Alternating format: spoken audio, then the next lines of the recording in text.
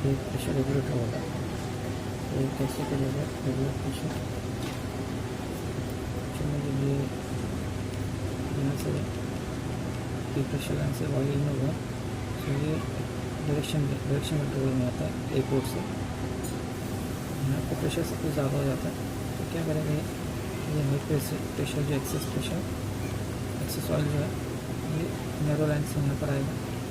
Piston spring loaded है, उसको इससे राइट हैंड साइड में मूव करेगा।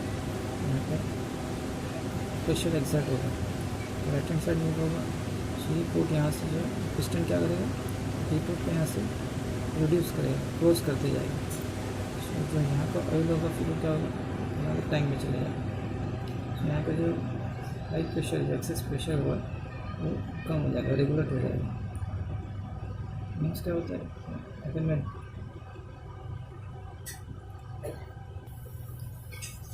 मैंने 2 बार प्रेशर सेट किया सो ये 2 बार यहाँ से जा रहा है।